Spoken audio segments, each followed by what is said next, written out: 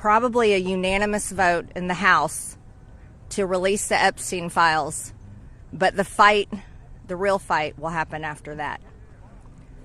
While I want to see every single name released so that these women don't have to live in fear and intimidation, which is something I've had a small taste of in just the past few days, just a small taste.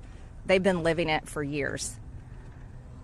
But the real test will be, will the Department of Justice release the files? Or will it all remain tied up in investigations? Will the CIA release the files? Will a judge in New York release the information?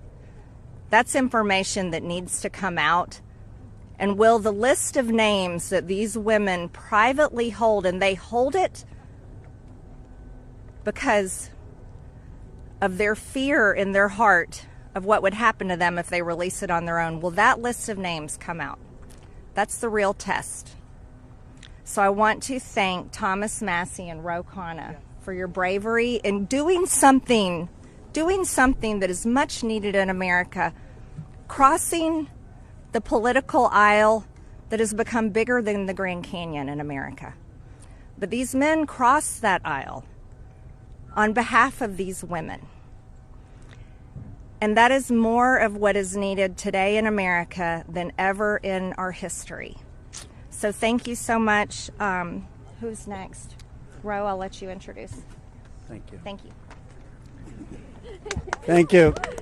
Thank you, Marjorie, Representative Greene, for your courage and your words.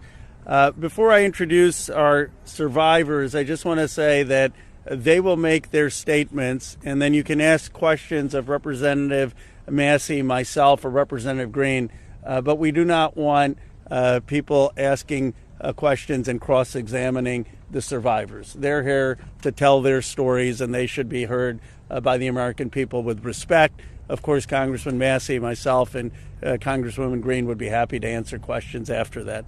With that, let me introduce the survivor who's helped organize a lot of this, and will be telling her own story and introducing the other survivors. Haley Robson, thank you for your courage and leadership. Absolutely. Thank you all. Oh, good morning. It's a little chilly coming from Florida. Not used to it. I want everybody to take a look. I know everybody sees us today as grown adults, but we are fighting for the children that were abandoned and left behind in the reckoning. This is who you're fighting for. This is who Congress is fighting for. This is who the House of Representatives are fighting for, and hopefully the Senate will fight for us too. I want to kick this off right, and I want to address Marjorie Taylor Greene, Thomas Massie, and Khanna. I want to express my gratitude for all three of you, and I know, Khanna, we spoke earlier. This is an incredible thing that I'm watching as a Republican, and this is non-political, but for you to go against your own party and to be ostracized, there's no place for political violence, there's no place for intimidation, and I can say firsthand, stepping out against Epstein and his crimes against children, we have all experienced that ourselves. So for you to knowingly put yourselves at risk and put your career at risk is unbelievable to watch, and we are so grateful. I also want to make a proposition for Marjorie Taylor Greene, because you've been an advocate for this. If you decide to read those names on the House floor for immunity, I will be more than happy, no security needed. I will stand beside you. I will hold your hand. I will hold your coat in solidarity with you. And on top of that, I did talk to Jayapal, who said she would be more than happy to read those names too on the floor with all of us. It's time that we put the political agendas and party affiliations to the side. This is a human issue. This is about children. There is no place in society for exploitation, sexual crimes, or exploitation of women in society. There's no room for it, guys. We're not having it. And to the President of the United States of America, who is not here today, I want to send a clear message to you. While I do understand that your position has changed on the Epstein files, and I'm grateful that you have pledged to sign this bill, I can't help to be skeptical of what the agenda is. So, with that being said, I want to relay this message to you. I am traumatized. I am not stupid. I am traumatized. I am not stupid. You have put us through so much stress, the lockdowns, the halt of these procedures that were supposed to have happened 50 days ago. The Adelita Grijalva who waited to get sworn in and then get upset when your own party goes against you because what is being done is wrong. It's not right. For your own self-serving purposes, this is America. This is land of the free. Land of the free. In 1863, we have a woman on top of the Capitol building represent freedom. I do not feel free today. I don't know if the women behind me feel free today. So I am begging every member of Congress, every representative to step up and choose the chaos. Choose the survivors. Choose the children. Protect the children. All children. You protect all of us equally. Thank you very much for your time. Following that, Lisa Phillips will be the next survivor.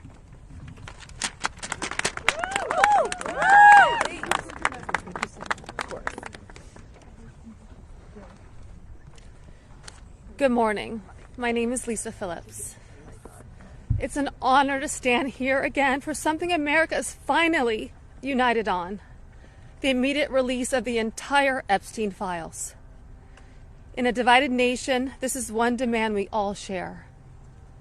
Last time I stood here, I made a promise to all survivors watching. If those in power refused to release the truth, we would start uncovering it ourselves. For anyone who doubted that moment has already arrived. Since that day, more survivors across the country and around the world have reached out. Text, emails, DMs, firsthand accounts, and evidence.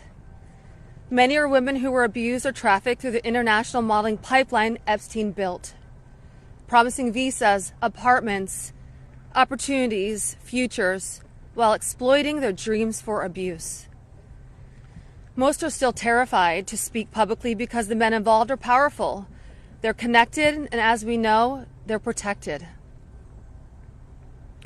For too long, survivors have watched others speak for us. And while we are grateful for our allies in Congress on both sides, we've realized something. This fight belongs to us. We lived it, and we know the truth. And we will not wait quietly for institutions to decide when we're allowed to speak. The survivors now coming forward have entrusted us with their stories. We are sharing that information with the proper authorities, and when it can safely be made public, it will be. So today, we are launching something historic. The first national, survivor-led political movement in America. Nonpartisan, laser-focused on exposing the systems, the loopholes, power structures, and silencing mechanisms that have protected predators for far too long.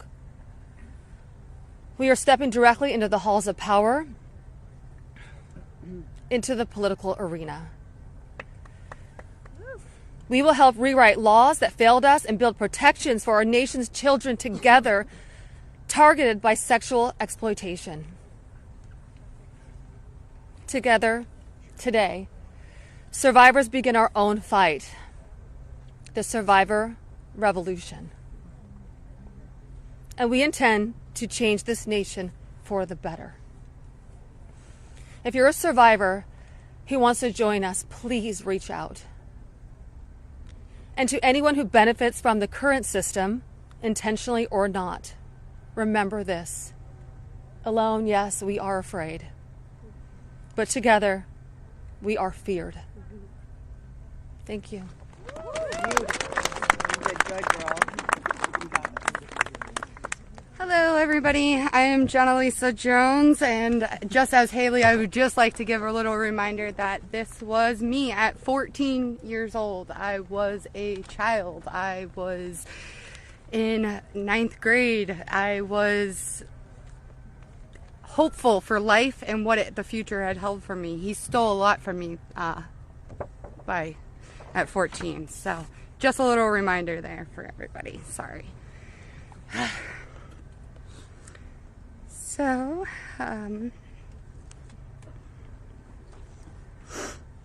I just want to start out by saying thank you for all of you for being here today. I want to start by expressing my deepest gratitude to the members of Congress who have stood with us, the survivors, in demanding the transparency and justice. Your support is a signal that this institution can still serve the American people.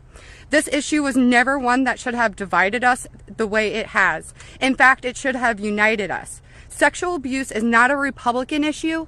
It is not a Democratic issue. It is also not a hoax.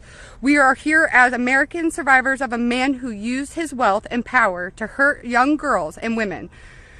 The world should see the files to know who Jeffrey Epstein was and how the system catered to him and failed us. Emotionally, this process has been distressing. First, the administration said it would release everything and applauded President Trump for that.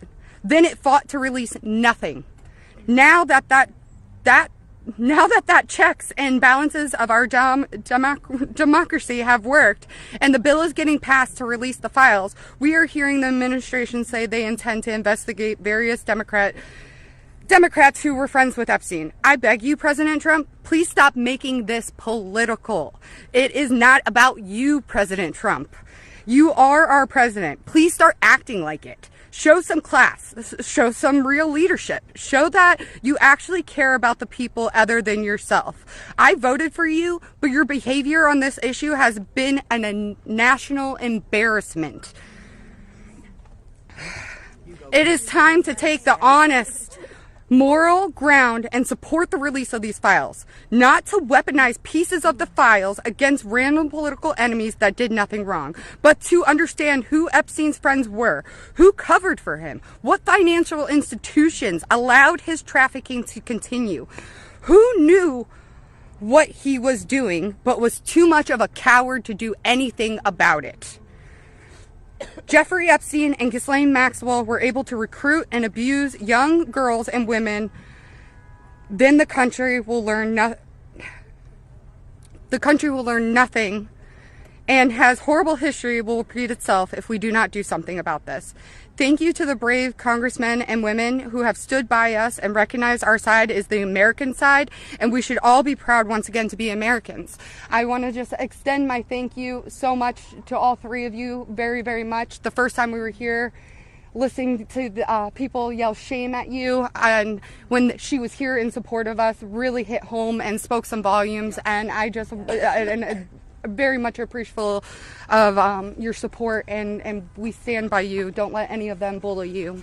We're here for you. Thank you, guys.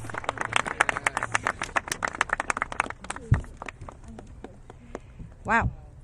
Good morning, everyone.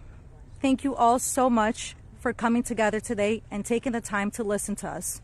Your presence means the world, and it shows commitment to understanding and supporting survivors and Americans. I stand before you today with a heavy heart. I originated from Brazil, and I came to the United States when I was 8 years old.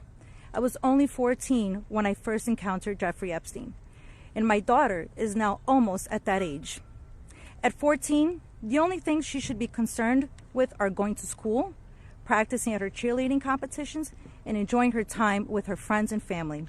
She should not have to bear the burden of worrying about being manipulated or exploited. At this age, she is still a child, and no child should ever have to face such threats. I also want to address a troubling statement made by a prominent figure on a major platform who suggested that a 14-year-old should not be considered a victim of pedophilia. This is a dangerous and incorrect notion. When we talk about how children at 14 should still be treated as children, I ask you to look at the young people around you. Remember when you were that age? Do you think you should have been responsible for being groomed? Put yourselves in our position when we were young. I am here today not to just share my story, but to call on all of you to help make a difference. We need to support to push for the Transparency Act and release the Epstein files. Please reach out to your Congress members and senators and urge them to support this crucial legislation. The truth is something that we all deserve, and it is vital for safety and protection of the future of generations. Think about all the young people in your life, your daughters, your nieces, your friends. Let's stand together and ensure that they grow up in a world where they are safe and valued. I often wondered, why did this happen to me? And then I realized, God only gives you what you can handle. I'm here for a purpose, and that purpose is to make a difference today. So, let's stand together to protect our children and our peace. Thank you. Yes.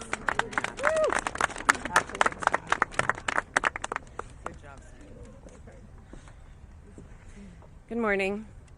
I want to say a few things before I begin. My speech may not be great. It was thrown together last minute as I only came here, decided Friday, when one of us, who has spoken several times, decided she couldn't come because of the threats. She was too scared. So I want to say, when you threaten one of us, you're threatening all of us. Yep. We are together now, and that's never going to change. This is me at 16 when I met Jeffrey Epstein. Now I'll start. It is an honor to stand here before the American people. However, I shouldn't have to stand here at all. I'm here because as a child, I was pulled into Jeffrey Epstein's world, a world built on exploitation and manipulation of innocence and the protection of powerful men and women who believed that they were untouchable. Today, we'd rather be preparing for the holidays. We'd rather be at home with our families, baking with our children and decorating the Christmas tree as we try to move past this horrific moment that has impacted our entire adult lives. However, that's not possible because it's become something it should have never been, political and sensationalized. The truth is simple. We were victimized as children and failed repeatedly by the very system that was supposed to protect us.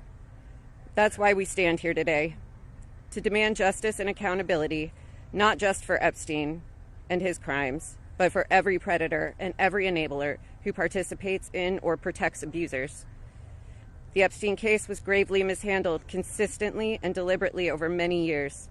Epstein could have been stopped decades ago, but instead he was able to continue his abuse, even during his sweetheart deal, yes, with his ankle monitor on and beyond. A deal that protected him and silenced us.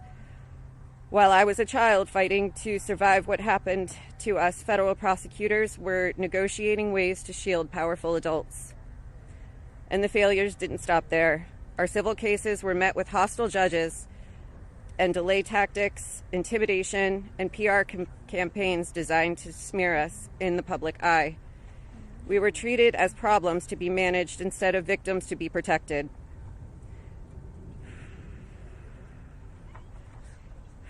Today, something has changed. Individually, our voices were whispers. Together, they've become impossible to ignore.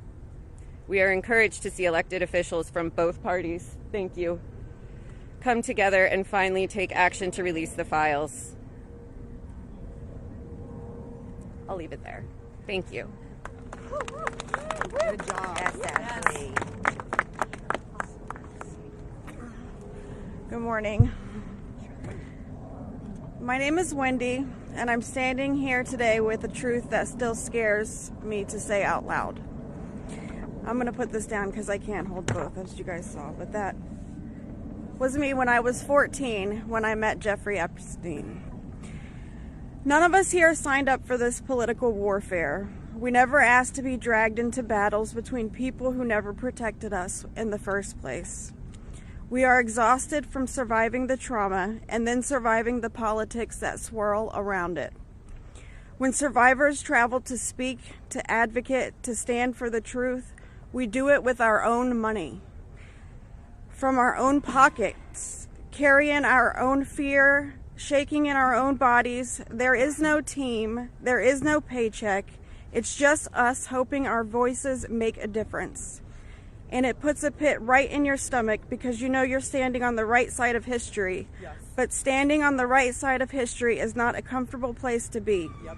It never has been. And in a sick, heartbreaking way, it's an honor to show up, an honor to speak here, and an honor to stand in light when the world tried to keep us in the dark. And what keeps me standing is, even with all this fear, I have a 14-year-old daughter myself, the same age I was. And when I look at her, I see the little girl I used to be, the one that no one protected. My greatest fear in this entire world is history repeating itself. And I will do anything, absolutely anything, to make sure that she has to never be one of these girls standing in front of a crowd like this today in her life. So today, from the safest and bravest places inside myself, I am asking Congress, please pass the bill. Please release the records. Stop making survivors fight alone for the truth that should have protected us in the first place. To the representatives that support us, thank you. Thank you for standing beside survivors so we don't have to face this fear alone. Thank you for choosing what is right over what is easy. And every survivor who is scared right now, your fear is real. Your courage is real, and even though we're terrified, we keep showing up. Because someone has to tell the truth. Someone has to protect these children. We deserve safety then, we deserve it now. And we are done being afraid so others can stay comfortable. So with that, I want to say thank you guys for having us. And I just hope that people can remember that as survivors, our story never leaves us, but the choice that you make to pass this bill, your career is in front of you. And that choice will follow you. Everybody will know. So, thank you. Good job. Well said, Cindy. You're incredible. Hello, everybody. My name is Danny Bensky. This was me at 17 years old.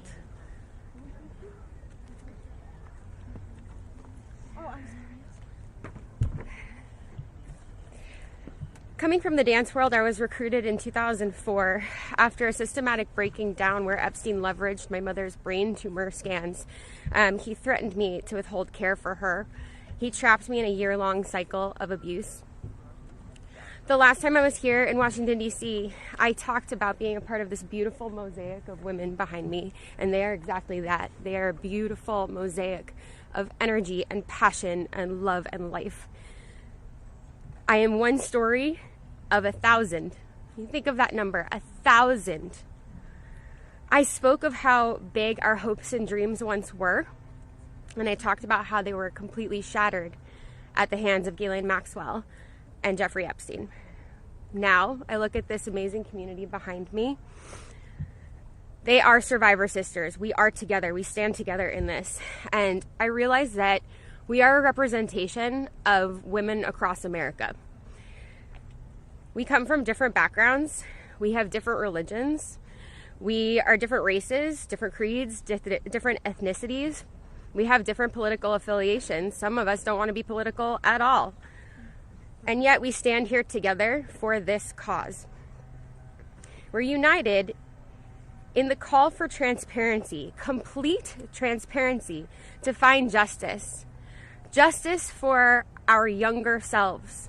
These pictures that you see, they're real people. I wish I could go back and give my former self a hug and say, this matters and it's going to change, and mean it. We are standing here for justice for the youth of tomorrow. And justice for those who are no longer with us, like the beautiful, brave Virginia Giuffre.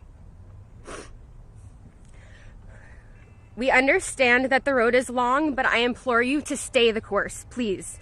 Living in an age where you can get news in 10-second clips on your phone, I know that this is a big task for us, but it's a very personal one for survivors. It's a very personal one for us as a country.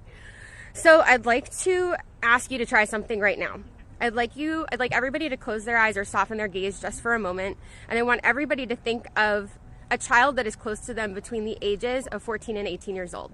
It could be your daughter, it could be your niece, it could be a friend's kids, it could be you at a former age, it could be your mother at that age. But really envision that for a second, 14 to 18 years old. Once you think of that person, I want you to think about what they feel like. What is their energy? What do they smell like? What sound do they make when they laugh? Really think about that child just for a moment. Now I want you to picture a pair of giant looming wooden doors and an overbearing marble landing. Those are the doors to Jeffrey Epstein's house. Do you allow that child to enter or not? If the answer is yes, you would allow entrance. You stand with predators. If the answer is no, then congratulations, you're on the right side of justice. Now you have homework. I am calling for the American people. You have homework. Call your congressional leaders. Call your senators. Please support this bill. Let's get it all released. Thank you very much.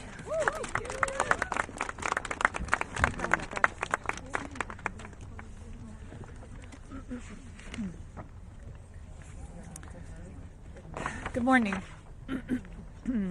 My name is Annie Farmer, and this is a photo of me and my sister Maria Farmer. Around the time I was 16 and she was 25. That's how old we were when we were abused by Epstein and Maxwell. Survivors have repeatedly stated that our pursuit of transparency and justice is a nonpartisan issue. But given the political noise surrounding this case, I just want to remind people of some of the facts. In 1996, when my sister Maria bravely blew the whistle on this group by reporting to the FBI what Epstein and Maxwell did to both of us, they hung up on the phone on her, and there was no follow-up of any kind. Bill Clinton was president. In 2006, the FBI came to us, finally interviewed us, and asked us both to be witnesses against Epstein. We were very anxious, but we agreed. And then we didn't hear back from them due to their infamous sweetheart deal. George W. Bush was president. In 2015, when the DOJ was sent FOIA requests for Maria's FBI files, and they were denied, as they have been many times, Barack Obama was president. In 2019, when Epstein died in prison due to either negligence or foul play, Donald Trump was president. In 2023, Maria's attorneys sent a letter on her behalf to the government, requesting an investigation into the repeated law enforcement failures in this case, similar to what was done in the case of Larry Nassar.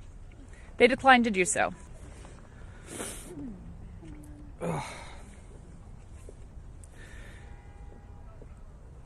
Ladies and gentlemen, esteemed members of Congress, and everyone gathered here today, I want to start by thanking the three of you.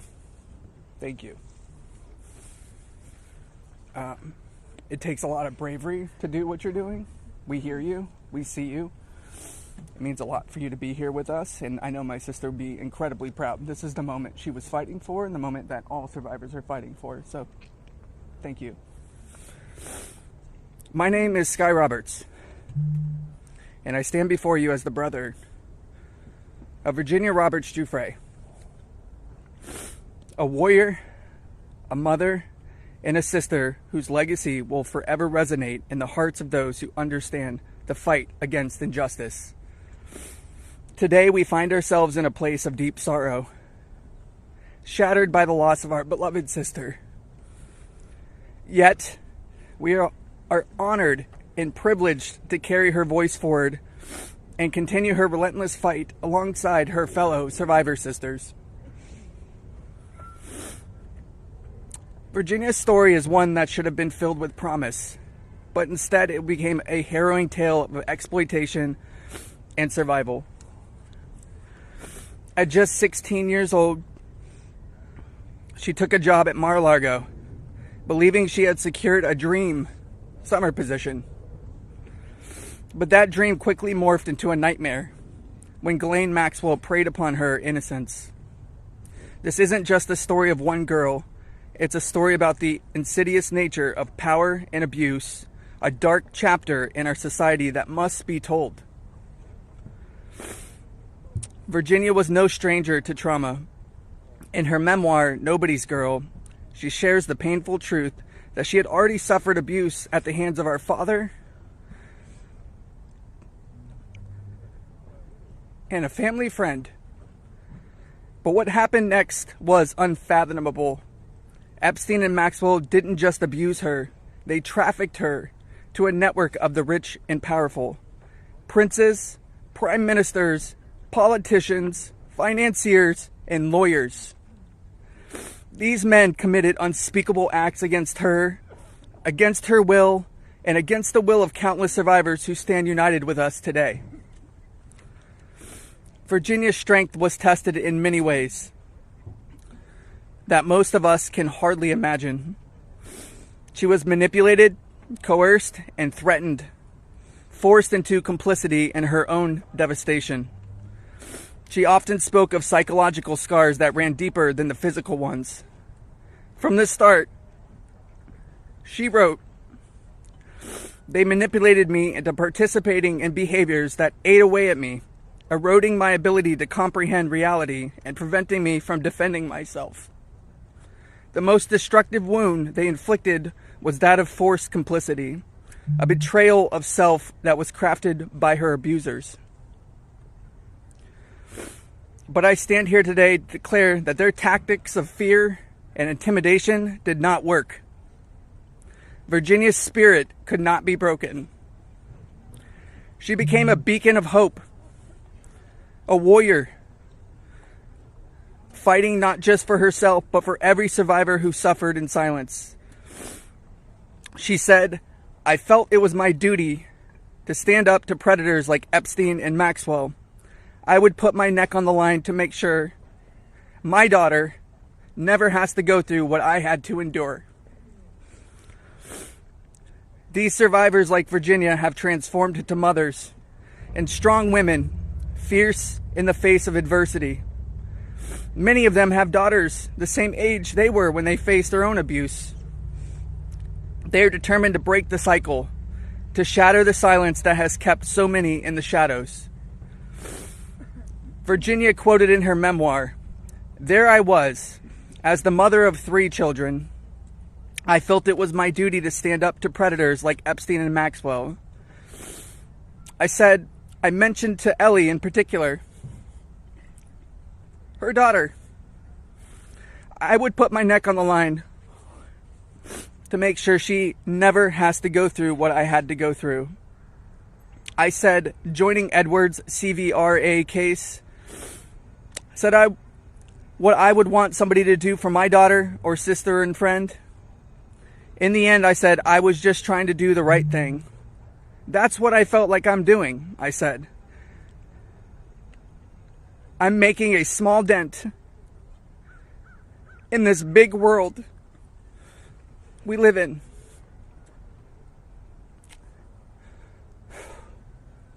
Well, sissy,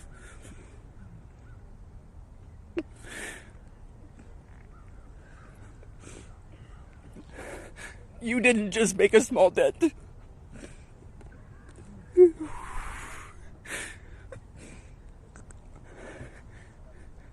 You made a monumental impact, a resounding statement that echoed across the world. You built an unbreakable wall, a barrier that will protect future generations from the horrors of abuse. As we gather here today, I urge each of you, members of Congress, advocates, and all those who hear this message, to join us in this fight. We demand justice, accountability, and support for survivors. And we keep getting asked this. What does justice mean, you ask? It starts with acknowledgement. That's the first step. Acknowledge in the face of survivors that this happened and that this is true.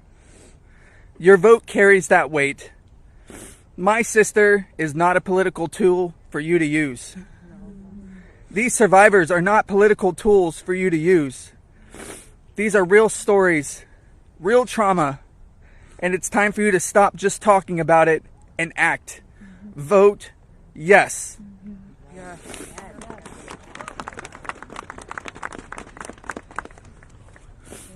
Virginia's legacy is not just hers. It belongs to all of us who stand against injustice. Together, we will ensure that the voices of survivors are heard, that the truth prevails, and that the horrors of the past are never repeated. Thank you. Thank you for listening, and thank you for standing with us. Together, we will not let Virginia's fight be in vain. Together, we will not let the predators win. Together, we will be the change this world desperately needs. Yeah. Thank you.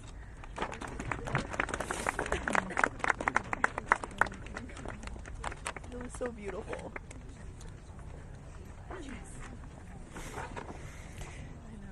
This is me when I met Jeffrey Epstein in 1991. I always share the date when I talk about my story because people rarely acknowledge how long this has actually been going on. And for too long, truth has been buried, survivors have been silenced, and powerful people have been protected. And today we stand in a moment that will decide whether our government still belongs to the American people or to those who prey on them. Because when mountains of evidence and decades of victim reports across 5 administrations still lead to sweetheart deals or no prosecution at all, this isn't just one case gone wrong. It's an institutional failure on a historic scale, and every member of Congress and this administration must answer for that failure. Millions of sexual abuse survivors know the pain of speaking up and watching the institutions that are meant to protect them look away. We're not alone in this. Epstein may be the headline, but the betrayal reaches every corner of our country. And if our justice system can collapse this completely for so long, then Congress cannot pretend that the system is working. Not for us, and not for the generations that will live with the consequences of what they choose now. One long overdue step towards repairing this damage is the Epstein Files Transparency Act. Because without transparency, there's no accountability. Without accountability, there is no justice. And without justice, democracy dies. Yeah. So representatives, you have a choice to show millions of Americans whether you stand with us or with the powerful predators that are counting on your complicity. Thank you. Yeah, good job.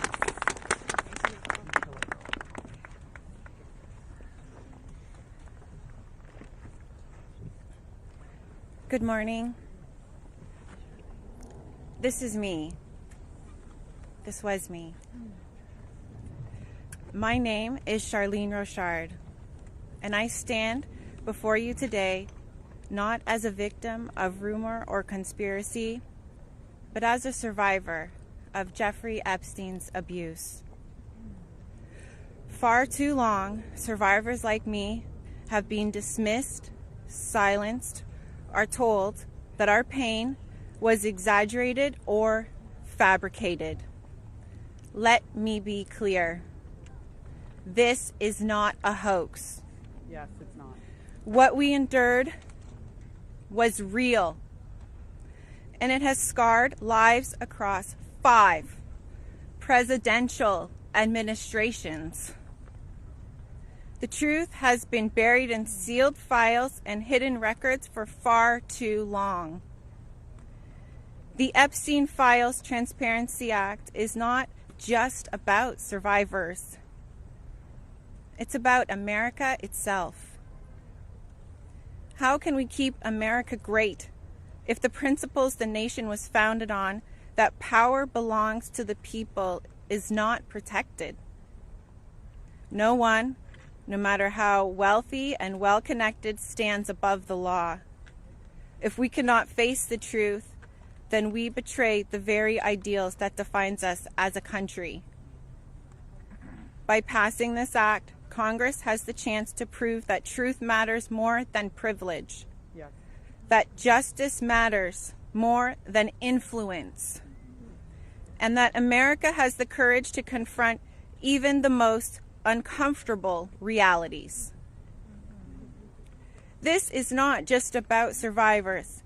It's about every American who believes in accountability, fairness, and the promise of justice. I stand here today not only for myself, but for every survivor of Jeffrey Epstein's abuse who has carried this burden in silence, and for every citizen who believes that justice delayed is justice denied. Yes. I want to thank Representatives Khanna and Thomas Massie for standing with us. Thank you. And I especially want to thank Representative Marjorie Taylor Greene. Her unwavering support, her courage to stand with us and demand transparency gives us strength. Thank you. It shows that this fight for accountability is bigger than politics. It's about humanity, justice, and truth. This is about America's future. It's about whether we, the people, will be heard when we have the courage to stand for truth and justice. Our voices are real. Our pain is real. And our demand for justice will not be silenced. Thank you. Amen. Girl, so do we. Hello. Good for you, girl. You did amazing.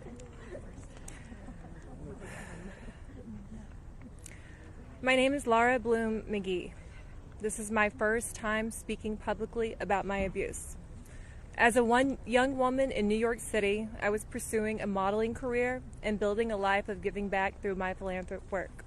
Instead, I was intentionally groomed and became part of an international model sex trafficking ring that was led by Jeffrey Epstein. I was sexually and mentally abused by Jeffrey Epstein. He used my dreams and vulnerabilities to silence me. Today, I am here to break that silence. Sex trafficking and sexual abuse are crimes against human beings, not political talking points. For too long, Epstein's abuse was an open secret, with his network remained protected. Evil thrives in darkness. We must shine a light on every corner where it hides. Nothing should be off limits in the search for truth. Please vote that everything in the files be released. Let investigations proceed without obstruction. Demand oversight and deliver justice. The government must never side with predators. I come as one survivor, but I stand here for everyone who prayed for me, who believed in me, and who hoped for me.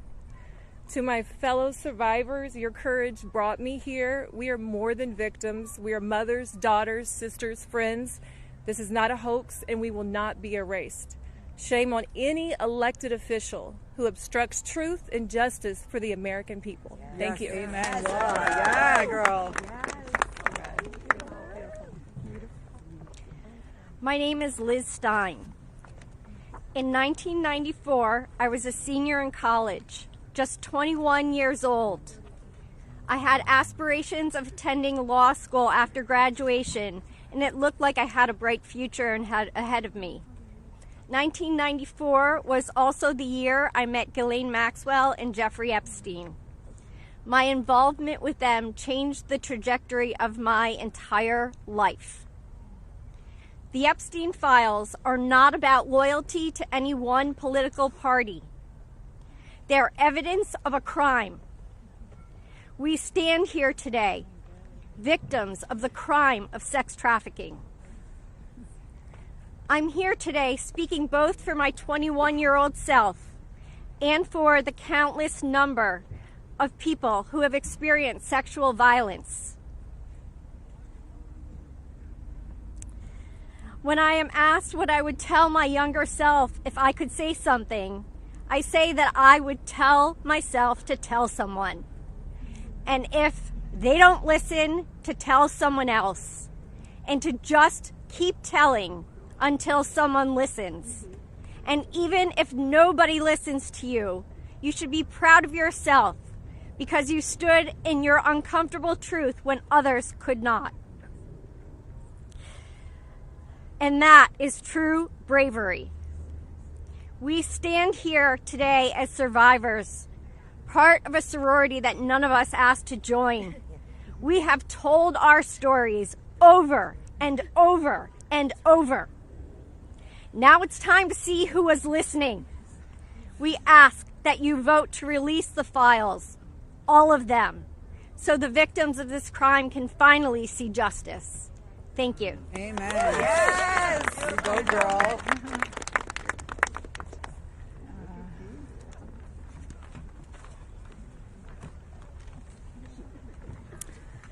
Well, hello, everyone, and I want to first say thank you for your ongoing leadership.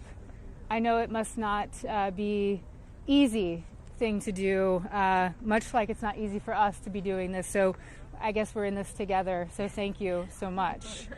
I feel like our courage has, we're reflecting, mirroring courage, because that's what it takes to do this, right? So this was me at 22 years old. I was not a child, technically, very young adult. I imagine most of you here can relate to the mindset and to be 22 years old. So today is a good day, and I thank God for that. It's widely and undeniably clear that our current political climate is quite rigid and seemingly at war with one another. This sets a stage. This sets a stage for voices, survivor voices, to get spoken over and drowned out by the political darts whizzing by. Not today, though. Today, our truth and our power have steadily risen up. We are at the peak. Our voices prevail today. Our voices initiated the coming together of both political parties. That's pretty big, I think. Republicans and Democrats, we all stand together today. We all stand together for justice, and we must continue to do so to protect the integrity of our country and our democracy. Truth and justice must prevail. The children today are those that will lead this nation one day. Think about that. What does that mean to each of you? If anyone doubts that this does not directly contribute to the fate of our country and democracy, I challenge you and I urge you to think again. Our voices are a fundamental pillar of future generations. Today, that's what we stand here for. Accountability, action, and justice. Let's get this vote done today. Let's send it through the Senate and straight to President Trump's desk for signing. I'd like to be there that day that he signs. I'm sure all of us would like to be there. Today is a good day, and let's keep moving forward. Thank you so much. I just want to give you a hug. Okay. Hey guys, we're actually pressed for time, so we are not going to be taking questions going further. I bring back Khanna. He's going to do our closing conversation and comments. Well, thank you, Haley. Teresa is right. It's pretty big what the survivors have accomplished today. And I just want to say how eloquent, strong, and admirable they were. Let's give them a round of applause for their courage. Thomas and Marjorie and I will take a few questions from people who haven't. Go ahead. Is basically right now calling on the Senate to make revisions to this bill because he says it doesn't adequately protect The survivors, the victims that are standing behind you, your response to that? That's been a red herring all along. The survivors have always been in favor of this legislation, and there's a provision in there you can read, if he would just read it, that protects them. Now, if he wants to offer more protections in the Senate, that's fine with us, but here's the problem. Now we have to vote on it again in the House. And so, as you heard, justice delayed is justice denied. It could be just another delay tactic. But we want to... Is that what you think? That's the motivation? I think the Speaker wants to save face. He's going to vote for a piece of legislation today that he's disparaged for 4 months. And however he needs to come on board, we want him on board. So we appreciate that. Did you want to? Go ahead. Go ahead. What do you say today to Andrew back in Windsor, the man formerly known as Prince Andrew? Well, you know, there's becoming a reckoning in Britain that needs to happen in the United States. A prince lost his title. The ambassador to the United States lost his job. We need to see those same kind of consequences here. As my colleague Rose said, there shouldn't be buildings named after these perpetrators of these heinous crimes. There shouldn't be scholarships named after them. And there needs to be accounting. We've seen tens of thousands of pages released by the Oversight Committee. What we've not seen is a single name. So I implore you to look and see if we have true justice and transparency in here. And the survivors will know when that has happened. And I do think that Prince Andrew does need to come and testify at our Oversight Committee, and that can be bipartisan. But I share Thomas's view that the urgency that the British people have shown in getting justice needs to inspire an urgency here in America. Go ahead. Go ahead. Go ahead. You don't need legislation to get the files released. President Trump could just release them today. Well, is that frustrating for you? Why isn't he doing that? And also, did you ask him to be here today? It's a really powerful moment, this. Look, I'll let my colleague speak. I hope the president meets the survivors. And I hope when he signs the bill, the survivors are there. I don't care if I'm there, Thomas Massie is there, Representative Greene's there, but the survivors should be there. But I hope he meets them, because I think if anyone who meets them and sees their emotion will be moved.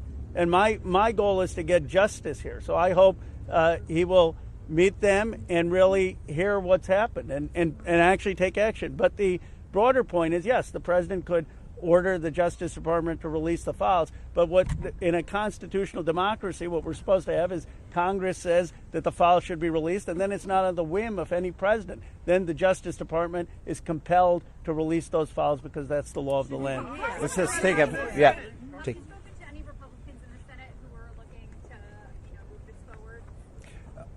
So Senator Merkley is a Democrat. He's led the exact same legislation that Roe and I introduced in the House. One Republican co-sponsored his bill yesterday, and I have spoken to at least one more who says they will co-sponsor. The important thing about the Senate is that they need not to muck this bill up. There's a lot of attention on here. We've needlessly spent 4 months dragging this out. A duly elected representative, was denied her seat in Congress for 49 days, and it's time to pull the Band-Aid off. The Senate, it may be tempting for them to get cute and to do things that will limit the release of these documents. They are afraid that people will be embarrassed. Well, that's the whole point here. They need to be brought to justice, and embarrassment is no reason to stop it. So the Senate, John Thune, it's up to him. He needs to bring this to the floor of the Senate.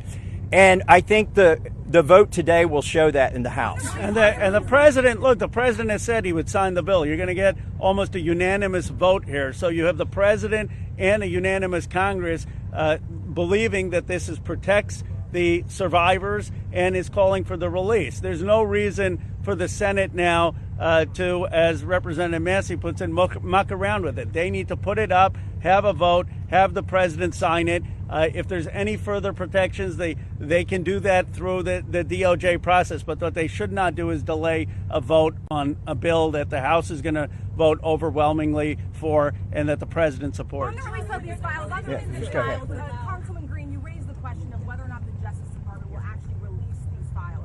Do you take the president at his word when he says he's going to sign this bill and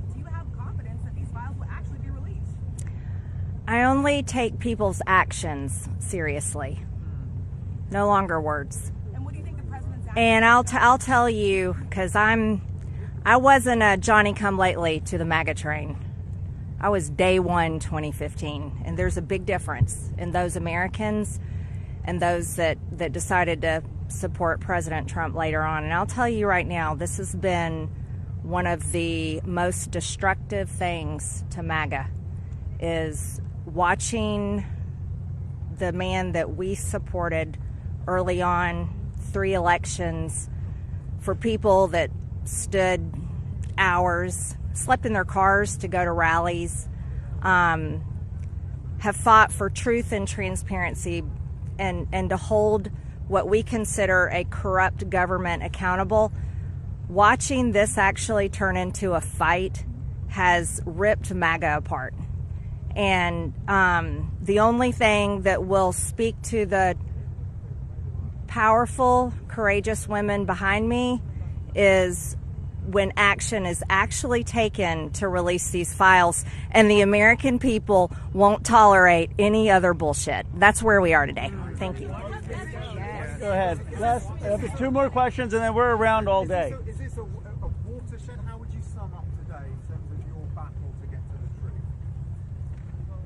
I would say that these survivors have been fighting for decades, and they finally are being heard by the American people, and we're finally going to have a reckoning for this Epstein class that has gotten away with horrific things. Look, I grew up in Bucks County, Pennsylvania. People went to church, they played Little League, they went to their neighbors for barbecue. They didn't go to a rape island and abuse young girls or traffic young girls. And people with extreme wealth have thought that the laws don't apply to them, and their culture is totally out of touch with the values that built America. And finally, we're going to have a reckoning over it. How worried are you? Let's take the lady here. Let me ask you this. You said you wanted this to go straight to the Senate.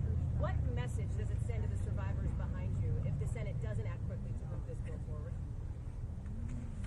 Well, they're not here. They're not going to answer questions, so I'll answer a question. I prefer, actually, it goes straight to the president. He can release these files without the Senate acting. Sometimes they take a long time to get things done.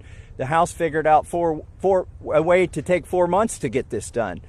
I think it's disrespectful to the survivors if they delay this. There's nothing more important than cleaning out the rot in this country.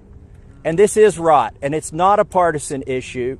And the senators need to get on this. Yes, the economy is important. Yes, international policy is important, but there's nothing more important than getting to this rot and cleaning it out. They should put it at the top of their agenda. There's a provision in the bill already that would allow the DOJ to not release certain information if it would jeopardize an active investigation, and the president just last week ordered his DOJ to conduct an investigation. What makes you think you would actually, if this bill passes, see these files? There are 1,000 survivors. They can't open enough investigations to cover up everything that's in these files. And yes, it's true they can try to protect a few certain people or a few certain companies, but those investigations will eventually end. And in the meantime, there's not enough investigations to cover up 1,000 different crimes, 1,000 different rapes, 1,000 different sex trafficking instances. And this is not a moot point, even though they are doing that. And once this bill is signed into law, any career official at the DOJ or the FBI who does not comply with the law is at legal risk. It's no longer just up to the president. Look, we could have passed a simple resolution here in the House, and that would have been the end of it. Instead, we chose a very hard path, which is to get legislation, a law passed, which means it has to go to the House, the Senate, and be presented to the president. And that will have the force of law. They will be breaking the law if they do not release these files. Thank you very much. Last question, and then. Why do you think he has fought so hard? If he could do it now, why hasn't he done it? I believe he's trying to protect friends and donors. And by the way, these aren't necessarily Republicans. Once you get to $1 billion, you transcend parties. You just assume you can pay off whatever party is in charge of the White House, whatever party is in charge of the House of Representatives. And this is about those kinds of people. I think he's been trying to protect them. And I think it also incriminates our own government. This is a complete and total failure of the justice system, as the survivors have witnessed here today to us. It incriminates the FBI. It incriminates our intelligence agencies. It incriminates police departments in West Palm Beach. And that's what has been protected by this, either willfully or unknowingly, and it's time to end it. And I would agree with Representative Marjorie Taylor Greene that what matters now is just the action. I don't speculate on what politicians' motives are or what's in their heart. The point is the American people have spoken, Congress has spoken, release the files. It's time for justice. Thank you very much. Thank you. Thank you.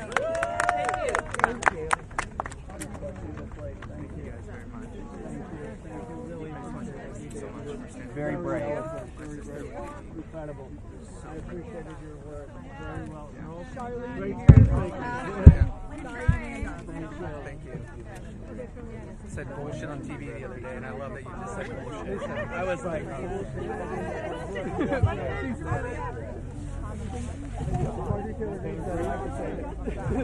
Ms. Taylor Greene, how is it to hear the victims today? Ms. Taylor Greene, how is it to hear the victims today?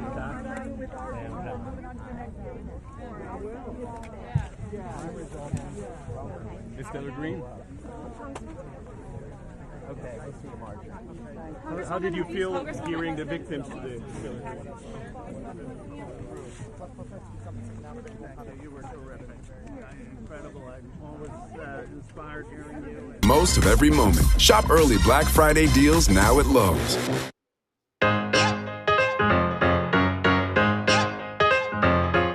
Welcome back to the Good Day After Show, looking live once again